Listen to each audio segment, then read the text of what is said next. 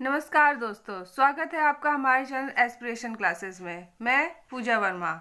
आप सभी कैसे हैं? मैं आशा करती हूँ कि आप सभी अच्छे होंगे।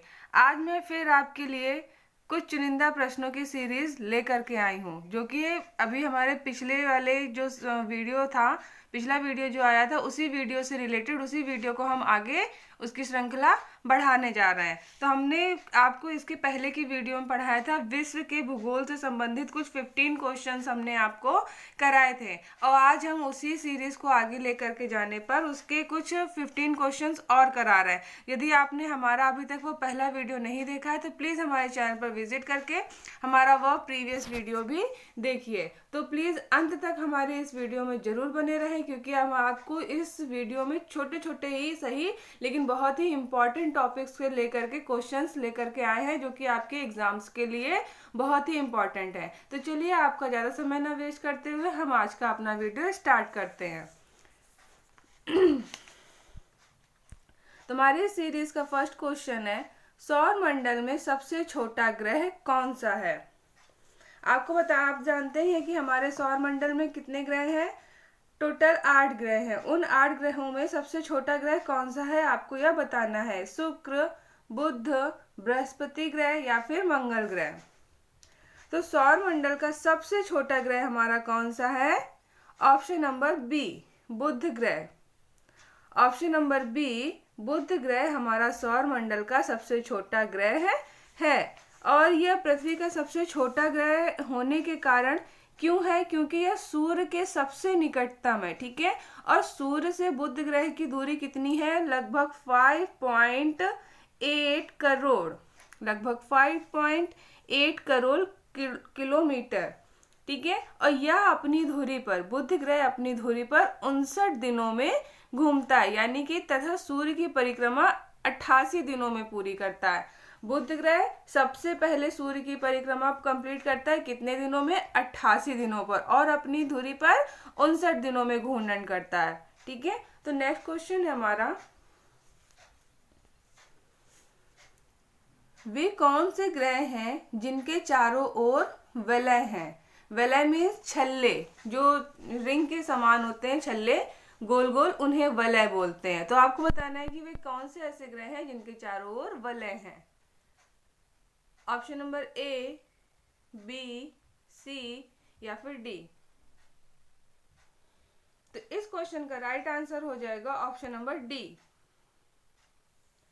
शनि और अरुण ग्रह। शनि और अरुण ग्रह के चारों ओर क्या होते हैं? वलय होते हैं, ठीक है। और शनि का उपग्रह किस किस नाम से जाना जाता है? फोबो। फोबो इसकी कक्षा के घूमने की विपरीत दिशा में परिक्रमा करता है, ठीक है। और शनि के उपग्रह कितने हैं? टोटल 82, ठीक है। और शनि का सबसे बड़े उपग्रह का क्या नाम है? टाइटन, ठीक। और रही बात हमारे अरुण की, तो अरुण के चारों ओर वलय पाए जाते हैं, ठीक है। और इसके जो वलय होते हैं, उन वलय में सबसे प्रमुख कौन कौन से वलय हैं जिनके क्या नाम है? अल्फा, बीटा, गामा, इप्सिलॉन और डेल्टा। ये वलय जो मुख्य वलय हैं, जो कि अरुण ग्रह के चारों ओर पाए जाते हैं। और जो हमारा अरुण ग्रह है, यह हरे रंग का दिखाई देता है, ठीक है। और अरुण ग्रह की खोजकर्ता किसे मानते हैं हम लोग? Sir William Herschel. Sir William Herschel जो थे, ये हमारे अरुण ग्रह के खोजकर्ता थे। ओके, नेक्स्ट क्वेश्चन,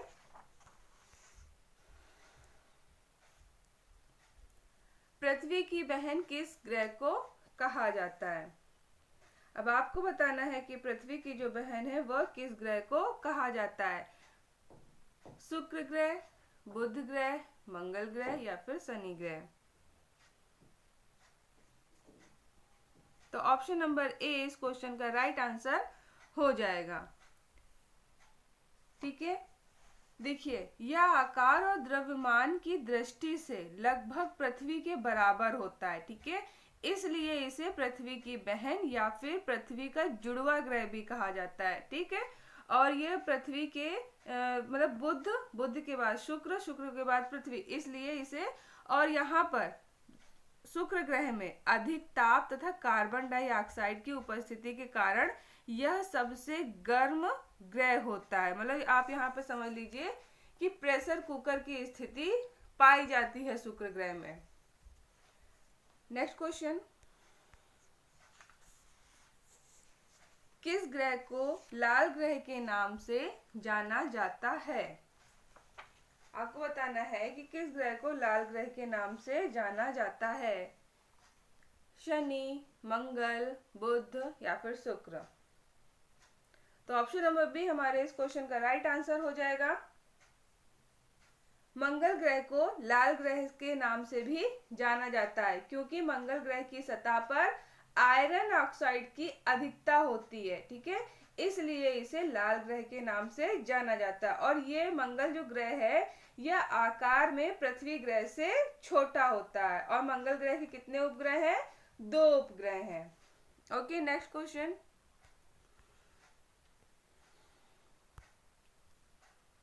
सौर मंडल का सर्वाधिक बड़ा ग्रह कौन सा है? आपको बताना है कि हमारे सौर मंडल में सबसे बड़ा ग्रह कौन सा होता है। शनि, बृहस्पति, शुक्र या फिर पृथ्वी। तो हमारे सौर मंडल का सबसे बड़ा ग्रह कौन सा है? बृहस्पति। ऑप्शन नंबर बी हमारे इस क्वेश्चन का राइट आंसर हो जाएगा।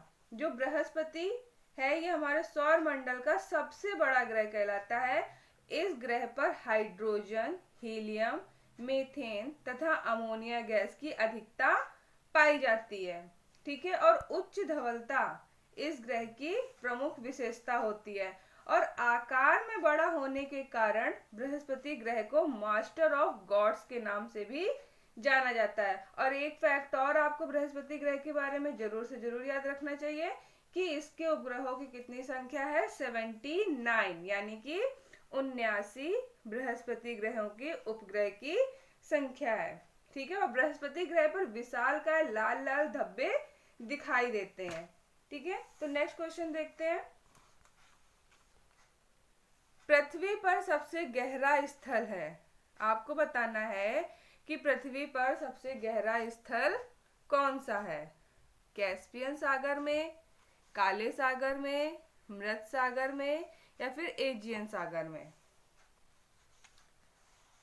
तो पृथ्वी पर सबसे गहरा स्थल हमारा ऑप्शन नंबर सी इस क्वेश्चन का राइट आंसर हो जाएगा, मृत सागर में। मृत सागर में सबसे ज्यादा गहरा स्थल है, पृथ्वी का सबसे गहरा स्थल मृत सागर में पाया जाता है। मैं आशा करती हूँ आपको हमारी ये सीरीज पसंद आ रही होगी। प्लीज हमारी वीडियो में अंत तक जरूर बने रहें और हमारे इस वीडियो को जितने भी लोग इस समय इस वीडियो को देख रहे हो प्लीज वीडियो को लाइक अवश्य करें।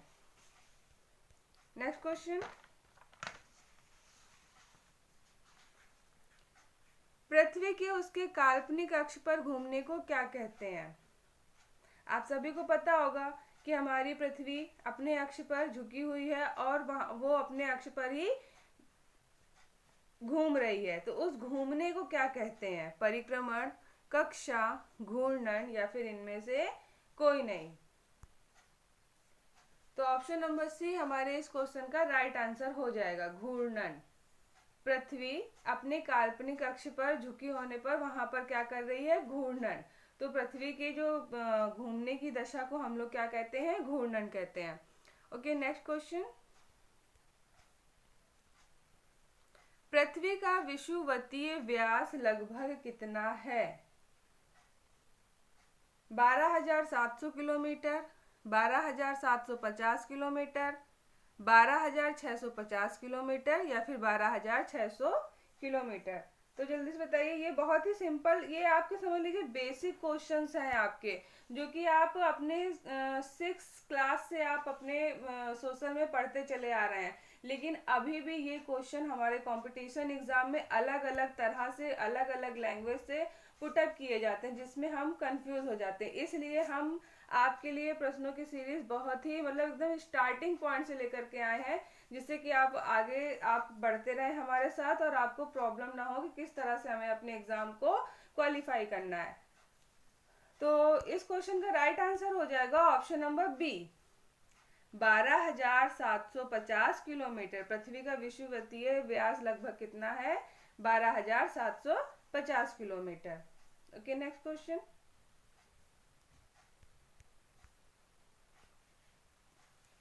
पृथ्वी की सतह पर सबसे बड़ा महासागर है।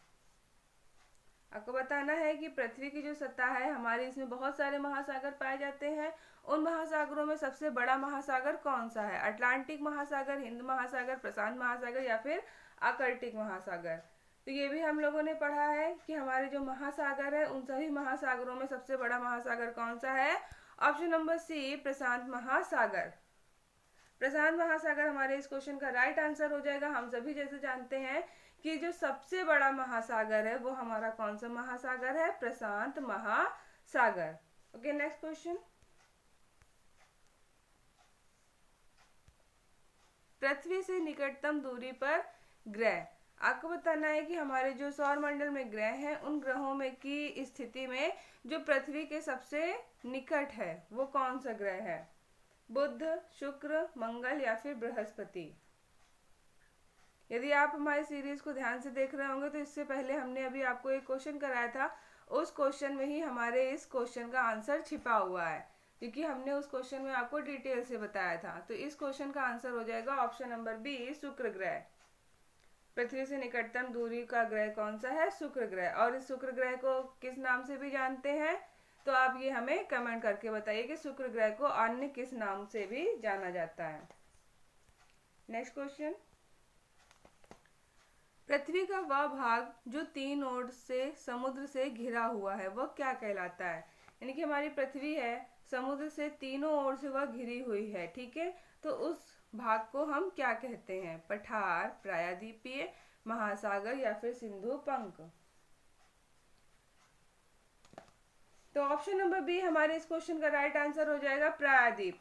जो प्रायद्वीप होता है वो पृथ्वी को तीनों ओर से घेर के रखता है, तो वो हमारा क्या कहलाता है? प्रायद्वीप। Next question. सूर्य से पृथ्वी तक पहुंचने में प्रकाश को कितना समय लगता है? यानी कि आपको बताना है कि सूर्य का प्रकाश जो होता है वो पृथ्वी तक पहुंचने पर उसका कितना समय लगता है। बहुत ही सिंपल क्वेश्चन है, बट ये आपसे कई बार आपके एग्जाम में पुटअप किया गया है, क्योंकि बहुत ही इम्पोर्टेंट क्वेश्चन ये हो जाता है। तो 10 मिनट में, 8 मिनट में, 8 सेकेंड में या फिर 6 सेकेंड में? तो इस क्वेश्चन का राइट आंसर हो जाएगा ऑप्शन नंबर बी, 8 मिनट में। यानी कि हमारी पृथ्वी पर जो सूर्य का प्रकाश होता है वो लगभग 8 मिनट पर पृथ्वी पर पहुंच जाता है। Next question. भूमध्य रेखा निम्न में से किस महाद्वीप के बीच से गुजरती है? एशिया, उत्तरी अमेरिका, यूरोप या फिर अफ्रीका? तो इस क्वेश्चन का राइट आंसर हो जाएगा ऑप्शन नंबर डी, अफ्रीका।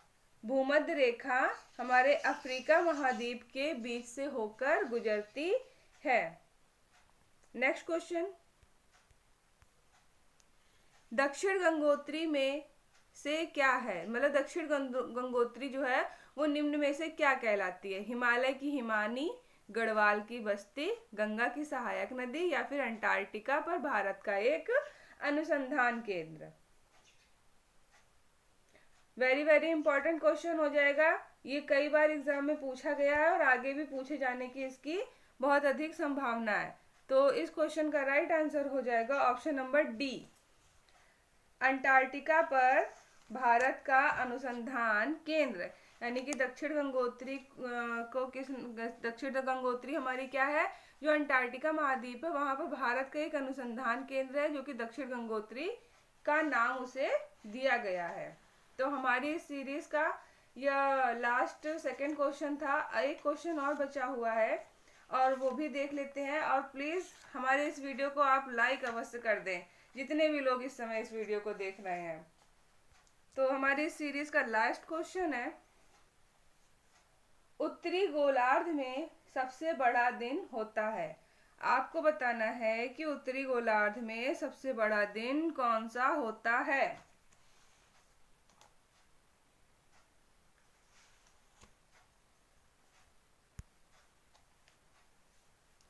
22 मार्च, 21 सितंबर, 21 जून या फिर 21 मई। तो उत्तरी गोलार्ध में सबसे बड़ा दिन कौन सा होता है? ऑप्शन नंबर सी, 21 जून। 21 जून के दिन हमारे उत्तरी गोलार्ध में ये सबसे बड़ा दिन कहलाता है। तो अंत तक हमारी वीडियो में बने रहने के लिए आपका बहुत बहुत धन्यवाद। हमारी आज की यह सीरीज यहीं पर समाप्त होती है। तो मिलते हैं आपसे नेक्स्ट वीडियो में, तब तक के लिए थैंक यू।